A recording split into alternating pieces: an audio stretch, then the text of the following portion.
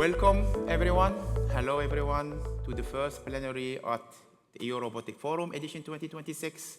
So today we will speak about resilience, and we have very distinguished speakers with us and panelists.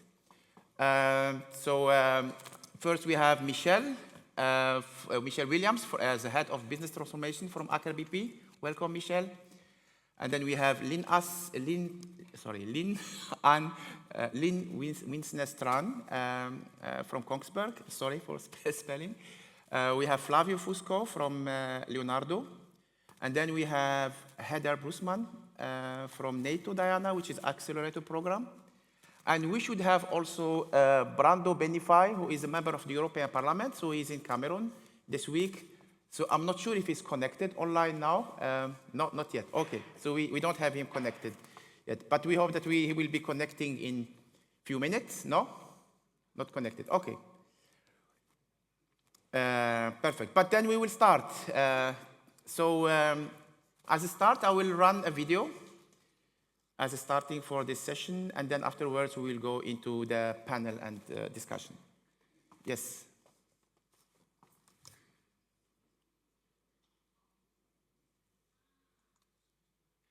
There is no... We are going to do something on Greenland, whether they like it or not. If we don't do it, Russia or China will take over Greenland, and we're not going to have Russia or China as a neighbor.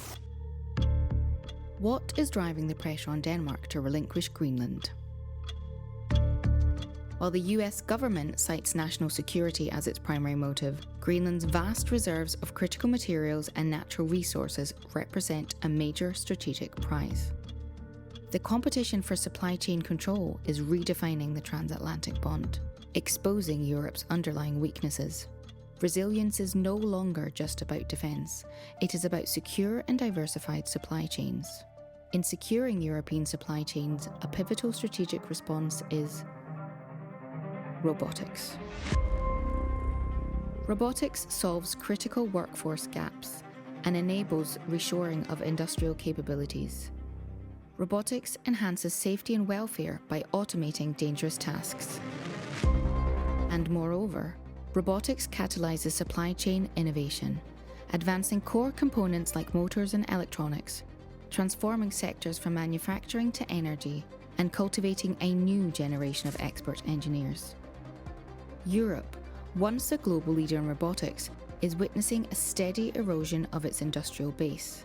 As market shares are shrinking and domestic companies are sold, European expertise is stagnating. Solicited takeover bid for German industrial robot maker KUKA. Universal Robots, the Danish pioneer of collaborative robots, for $285 million net Group has agreed to buy the robotics business of Swiss engineering group ABB. Central to this decline is a conceptual error in investment policy, the tendency to treat robotics as a mere subset of artificial intelligence. While AI and robotics intersect, robotics is anchored in physical engineering such as actuators, sensors, and mechanics, whereas AI is dominated by software and algorithms, a sector currently led by non-European giants. Europe should build on what it knows best. Robotics companies create tangible assets, high-skilled workers, and resilient industrial ecosystems. Europe must aggressively defend and retain its position in robotics, or risk spending decades attempting to rebuild an industry it once pioneered. History offers lessons. The closing of strategic semiconductor plants in Europe destroyed a thriving ecosystem and erased critical expertise. Rebuilding requires investment far beyond the European Chips Act. If we let robotics fail similarly, the recovery cost will be even higher. Europe must reflect on the decline of Japan. After US pressure eroded its semiconductor dominance in the 80s, Japan's market share never recovered. In contrast, China's long-term strategy, built on resilient ecosystems and supply chain control, now withstands even the strictest export controls.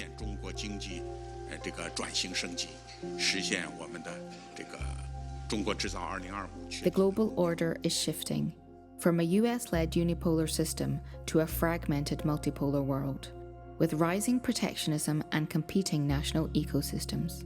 All of us need to avoid protectionist measures. Europe, historically anchored to the US, must now forge its own long-term path.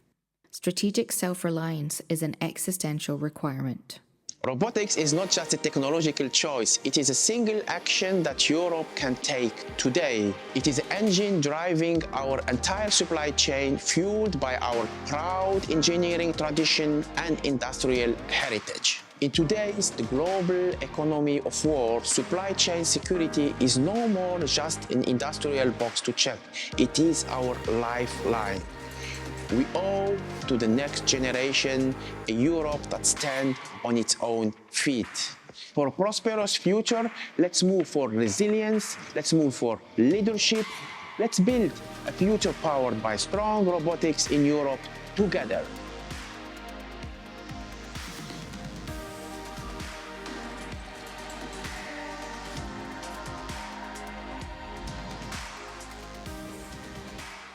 Yes. Thank you very much. So before to move to the panel debate, so I would like to have a few reflections on this. So there are a lot of messages in the video, but the main message is that robotic, which is industrial heritage in Europe, is a key pillar for mobilizing the supply chain development in Europe. So it is a kind when you are building robotic business in Europe, which is very complex. So you have to build factories, you have to produce physical objects, so you have to have from batteries to electronics, to motors, to software, then you have to have assembly, and then you have to sell it, you have to ship it, and so you are mobilizing many places. And this is, in the time of resilience and self-reliance, robotics in Europe as industry and ecosystem is so important. And I just want to reflect about the semiconductor. So who from you have heard about the company called Qimonda? You can raise your hand. You know, okay, 2, 3 people, okay, wow. Okay, that's very, so why I mentioned Qimonda?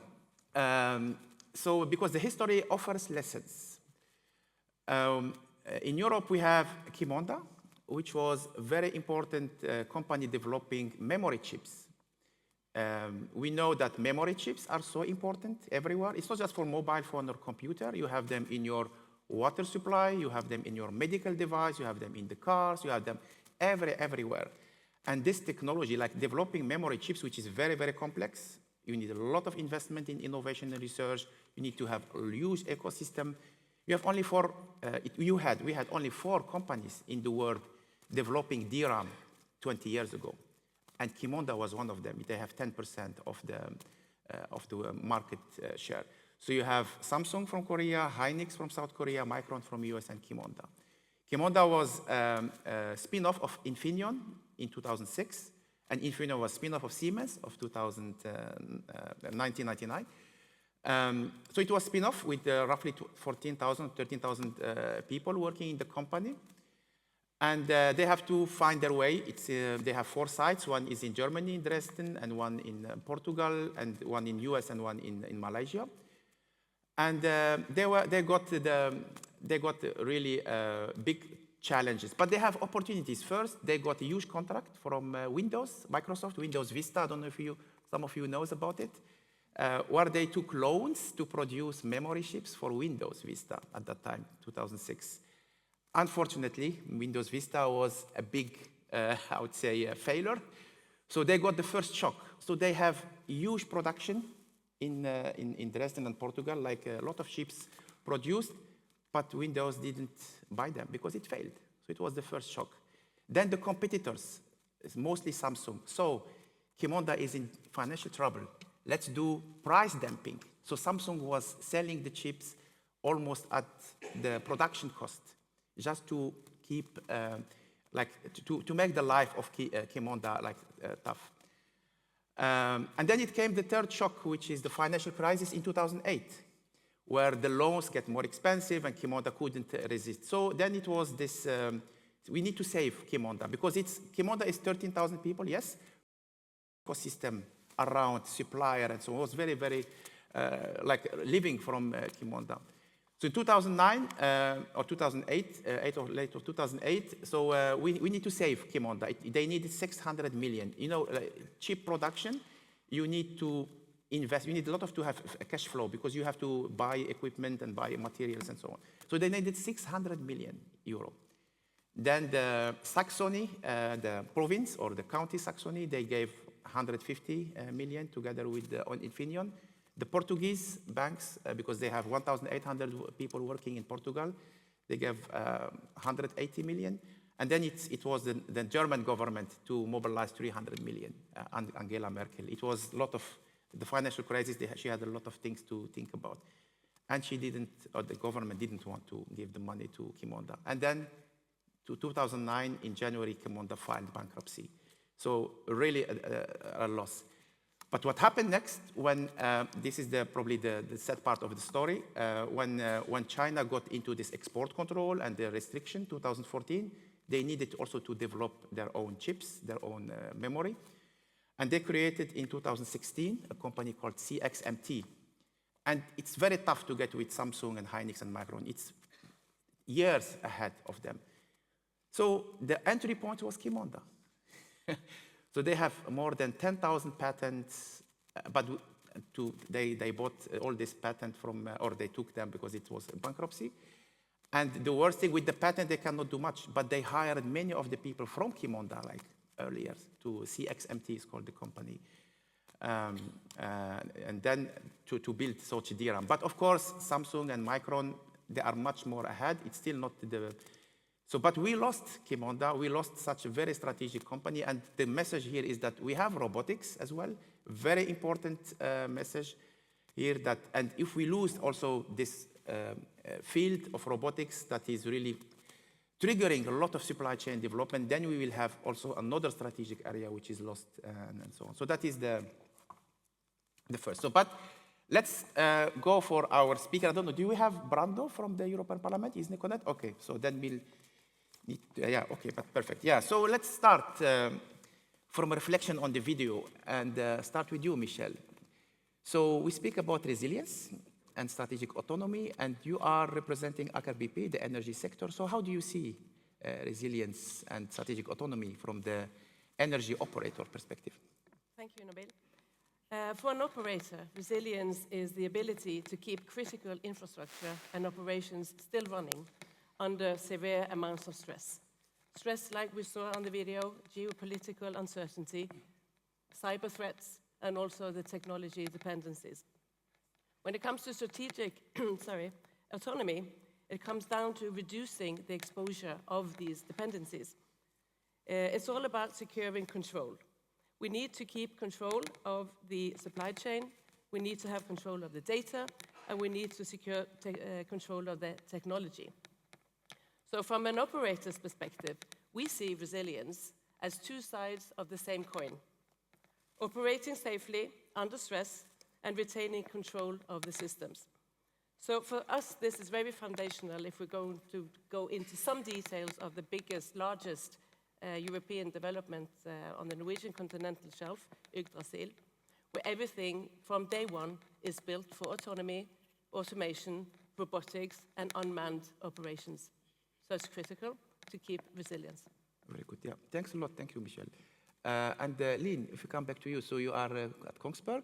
So Kongsberg is known for subsea technologies, but also robotics, subsea technology. So how are you protecting your production from geopolitical shocks to be resilient when you have to produce and deliver product? Yeah, we take a lot of measures to protect our production in Kongsberg. I think the most obvious one is probably that we make sure that we have multiple component suppliers available where we can. We try to avoid relying on just one supplier, because that makes us really vulnerable in the case of that supplier somehow being disrupted. Another thing that is an advantage for Kongsberg is that we are a global company with a global footprint. So we have production facilities across the world. We have at least one production facility on each continent. And in addition to that, with even though most of the assembly of our products happens in Norway, we still make sure that we have that capability available to us in other countries across the world. And that makes us able to mitigate global or geopolitical risks, like, for example, trade barriers. Another thing that we did during COVID-19 was that we built up a really healthy supply of our components, a healthy component stock that we have maintained ever since. So we have a strategic inventory buffer at Kongsberg of at least 6 months for our critical components. And we also hold inventories with some of our suppliers. So that makes us more robust against at least short-term disruptions. And I think the last thing I want to mention is that Kongsberg also, we develop unique production technology. So we make sure that we duplicate our critical equipment so that if equipment fails, our production doesn't suffer from that failure. Okay, very good. Yeah, thanks a lot, thanks. And if we think now about resilience, we always speak about defense. And we have also two colleagues here representing defense. So if we go to you, Heather, you are representing Diana, Accelerator Program at the NATO. And of course, you are supporting several companies to make new cutting-edge capability in defense. But how is robotics playing a role in the defense resilience and supply chain shocks and vulnerabilities? Yeah, robotics plays a key role in the focus that we have at Diana. Our role is essentially to accelerate cutting-edge capabilities that can fill key capability gaps across the alliance. And when I look at the portfolio of companies that we support, I would say a very large chunk is actually robotics companies. So this falls into a few different buckets. The first is, of course, in the autonomy sector. So we have UAVs, we have UUVs in our portfolio, and this is really, key to our current threat environment. Key to the future of war is developing these cutting-edge autonomous capabilities. So that's sort of one bucket where robotics plays a key role. The second is in the biotechnology and human enhancement area. So we have a challenge area on that theme in general, and we have a number of companies that are working on human enhancements like humanoids. So that's another key aspect.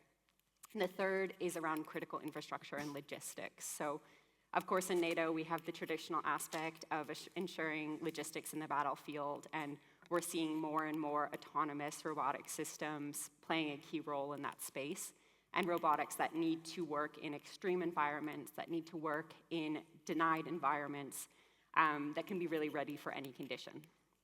And then the last, and I think this is where we play into the supply chain aspect, is in addition to the robotics companies themselves that we're accelerating in the program, comes the importance of robotics in actually scaling up production of all of the technologies in our portfolio. So we see a really, really fundamental role to play for us in supporting companies on that scale up on the production level. And so when I look at that concretely in terms of the supports we provide, we really want to see companies coming into our program working on securing their supply chains within the alliance. So while they might have used an off-the-shelf, chip or some elements of production imported from our strategic competitors previously, we want to support them in developing and producing those technologies at home. So that's one aspect. And the second aspect is we do a lot to support those companies in securing investors that are NATO-based and concentrated purely on the alliance. So we have a number of companies that will come in with foreign investors, and we work with them to kind of decouple engagements with those investments to focus really, really purely on our own soil. So my drive home would be robotics is really, really a key aspect of our portfolio right now, and that portfolio is defined directly by force planners, by the development community within NATO. So definitely consider the defense sector when you're looking at the future trajectory and business strategy of your companies. Okay, very good. Thanks a lot.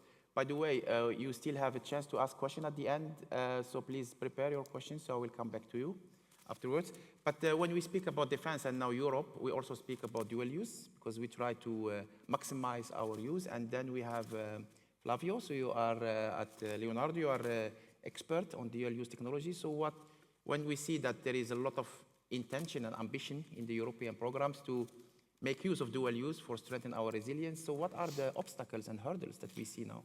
Yes, dual use will be the design by default of the next framework program. So we should be prepared for it. And I just want to underline that Leonardo is mostly known as a defense company, but I follow civil projects for the civil parts of the company. We made a lot of civil products and services such as helicopters, aircraft, etc.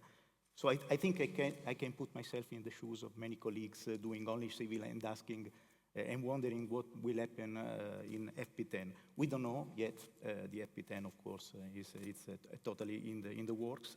But I've been in many conversations about dual use around Europe and also national industrial associations.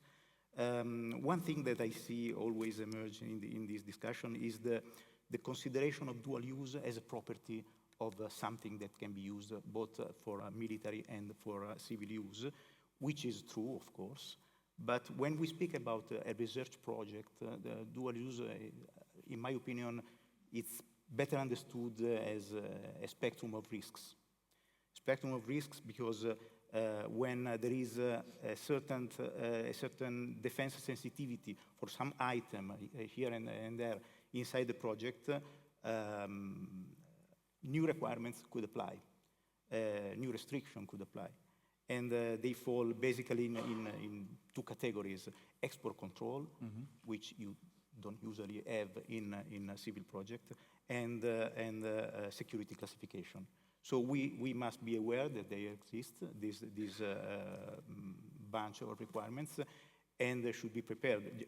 Just to make it short, export control means that for any item, sensible item inside the project, you have to, be it physical or intangible, no distinction, you have to prepare a list and you have to prepare a description of each item, what is the destination of use, what are the partners supposed to use it, and what are the countries from which those partners come. So this is, I mean, paperwork. It's doable, but the challenge is the time it takes to go back and forth with the national authorities to be approved. And of course, this process is easier within EU borders and associated countries.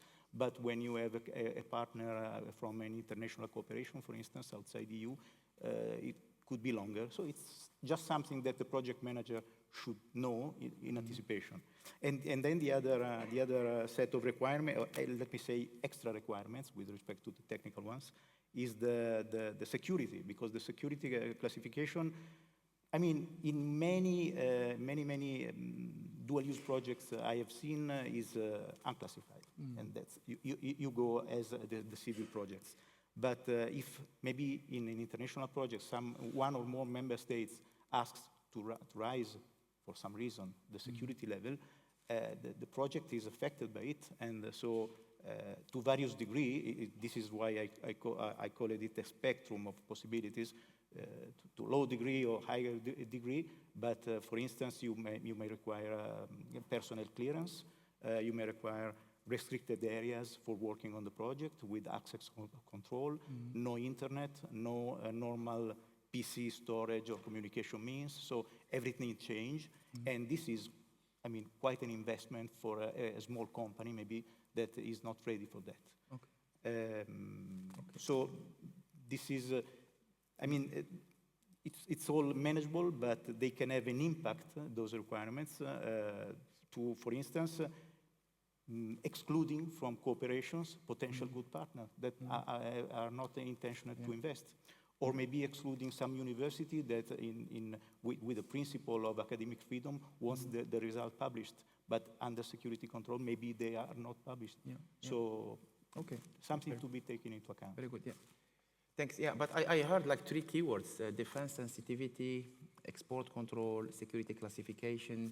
So are really important keywords in defense. And if I look at the Diana program at NATO, header. So do you think that companies are willing or they're adopting dual use as well within these hurdles that, Definitely. There's lots of companies that are pivoting towards a dual use strategy and some which are moving even to a defense first strategy. And one of our key roles at Diana is to basically teach companies how to do defense. A lot of companies will enter the program with a product that's already, functional and successful in the commercial or the civilian market, and they're looking to see how do I refine my use case for a defense use context. And at the same time, from the NATO perspective, we're working on making sure that those technologies actually meet the use case need that we have in defense. So some of the key aspects of our program that go into that are firstly making sure that startups or industry like yourselves are in the same room with an end user that's going to use that technology, because in about 2 minutes flat they can probably tell you exactly what's not going to work with your tech. And those are super valuable conversations to have before you pivot to a whole new market strategy that's going to take a ton of resources and a ton of time.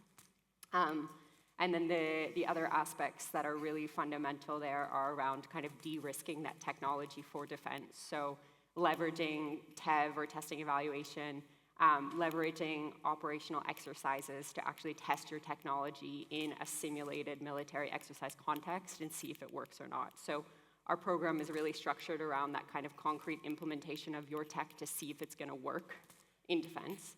And then similarly, kind of giving companies like yourselves a chance at a second life. So I think one of the key points to make here, if you're thinking about moving into dual use, is indeed it's a ton of work. You need to figure out how to deal with export controls. You need to change, the technical aspects are, potentially just a minimal part of that transition. It's all around, pricing for defense, go to market for defense. It's a totally different landscape. And so you need to ask yourself the question, am I ready as a company to manage those kind of parallel streams? Because it's more than just the technology, it's a whole new market strategy. And so at Diana, of course, we want people to go into the defense sector. We want the best technologies to be grown in NATO, to be supported in NATO, and to meet our capability needs. But there's definitely a question there that you need to ask yourselves, is this the best strategy? And we're having a lot of companies that are saying, yes, right now in this time and place in my company's trajectory, dual use is the right fit for us. And we're very happy to support companies. Very good, very good. Thanks. I'm very happy to hear this.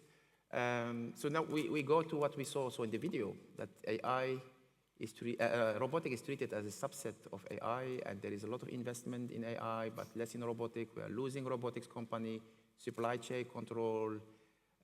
So what is, from your perspective, why robotics is so important for the resilience and supply chain in Europe, and how should Europe act? Michelle, yeah. Great question, Nabil. Europe is absolutely depending on resilience. But I don't think Europe can alone build and buy resilience on AI alone.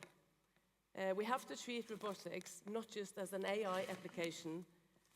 By doing so, I think we are making a big mistake. Without robotics, AI remains conceptual because operations still depend on the physical systems, spares, maintenance, and also the life cycle support. So I think Europe has to see the value chain from end to end with the combination of AI and robotics. The combination should not be a pilot, it has to be a new operating model. I think AI also creates value when it is connected to the robust sensing, actuation, and also, as mentioned, the autonomous systems, what we call the physical layer. Europe is, in fact, scaling the brain today, but not securing the body. And that's exactly how I think we can lose resilience. So then I'm going to give Europe some advice on the next steps. Besides major investments, I think it's very important that Europe makes robotics an independent strategic pillar, not just an AI add-on. I think it's necessary to rebuild full-stack capabilities in Europe, and we have to move from pilots to scaled deployment. So if Europe wants strategic autonomy, I don't think robots are optional. It's the physical technology that ensures AI operational. Yes, Very good. Thank you very much. Thanks. Yeah. Very strong words, actually, for the robotics community. Thanks. Linn, as you said, you have different production sites, and you see also as resilience is so important for keeping the production up and running. So what is your recommendation for the future action to keep resilient our production? Yeah, I think one of Europe's biggest vulnerabilities at the moment is our dependence on non-EU or non-European critical components, like, for example, semiconductors and rare metals. So we need to localize the production of these critical components, and we are already seeing efforts being made to realize that. We do have now a manufacturer of semiconductors in Switzerland. We have the Critical Rare Materials Act, and the EU as well as the US CHIPS Act that are pushing forward to make that happen. And as I mentioned earlier, we have to make sure that we have multi-source supply chains. I also want to kind of stress the importance of aligning robotics with green and circular production. I know in Kongsberg, we are, all our customers can return products to us at the end of the life cycle, and we can either refurbish those products, we can take them apart and reuse some of the components, or at least we can dispose of the materials in those products in a proper manner. And that has several benefits. It reduces costs, it supports sustainability, and last but not least, it also reduces our external dependencies. And I don't know if we've touched on this, but another thing that I think is critical here is that a robotic adaptation of Europe is not only about technology, it's just as much about our workforce. So we have to make sure that to succeed with robotics in Europe, we also have to have a skills adaptation of our workforce. Otherwise, we're not going to make it. Lastly, resilient robotic production or resilient manufacturing in general is not just about economics, it's also about geopolitics. Yes. So, in my opinion, it's important that we have a strong focus on dual-use technology in this case. In Kongsberg, we have a saying for our dual-use products that goes as civilian as possible and as military as necessary. So we have to build systems that are flexible enough for us to adapt when we see shifts in geopolitical needs and priorities. Okay, as civilian as possible, as military as necessary. Very nice, yeah. We have a floor for one or two questions, probably one question. Does anyone has a question to ask? The question was, is there any plan in any of your organizations to promote redundant technologies to have not only something that works really well, but also something that can work, but with limited output, so as not to paralyze the machine? It means, yeah, you can say, yeah. You want what? You want I have a non-robotics example. Yeah?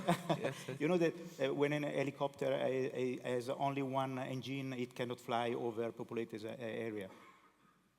A backup solution would be to try to certify an helicopter that has on side of the ordinary turbine an electric engine that only enters in function when the first one fails.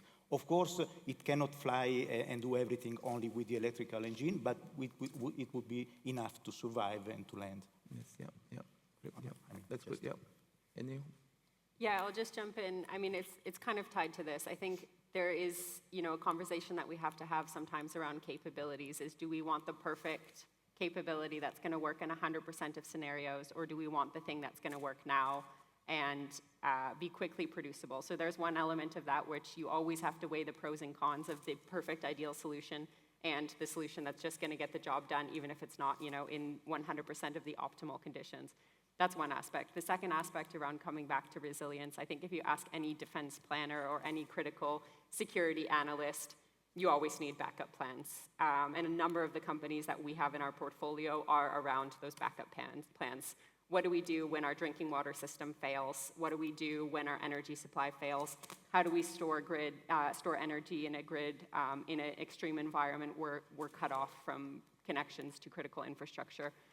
So a lot of our focus is also on the resiliency aspect of the backup plan. Yes, exactly. Yeah.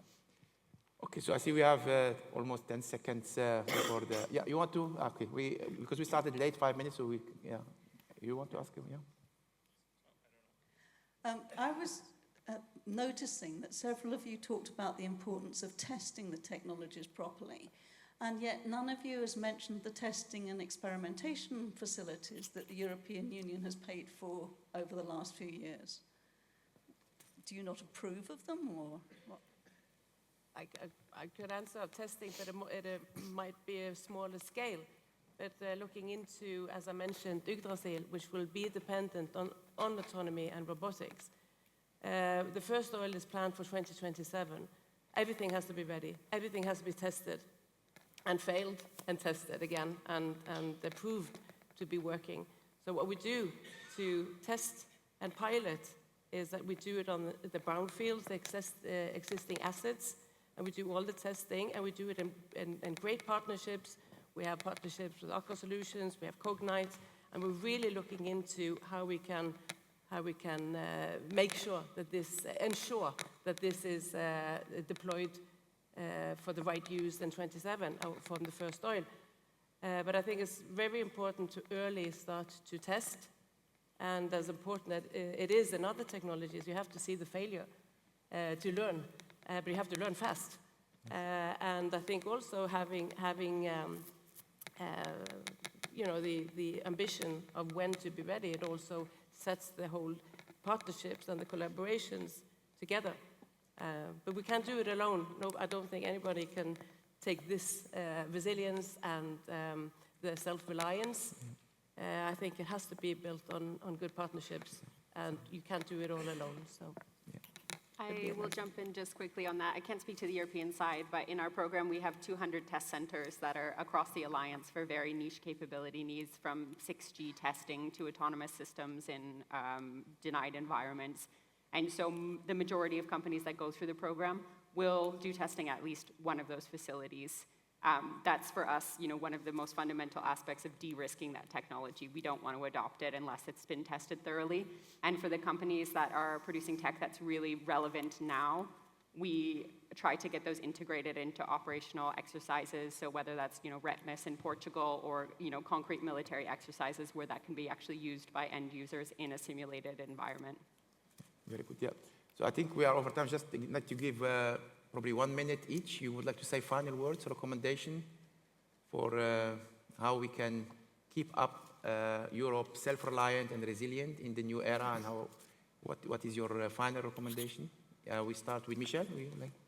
Okay, I've got several takeaways, but I think Europe's resilience is really about reducing, as we've discussed, dependencies and also increasing control within Europe. Robotics is the physical layer that makes it possible. We have to acknowledge it reduces exposure, it reduces the logistic risk, and it also reduces the operational vulnerability. Projects like Yggdrasil show that when technology, architecture, and people are designed together, resilience becomes operational. But I think we really have to acknowledge that the resilience requires stronger collaboration between the industry, the defense, and the authorities, long-term investments, and regulatory incentives to reward capability building. Thank you. Thanks, Michelle. Linn? Yes, I'll try to make this quick.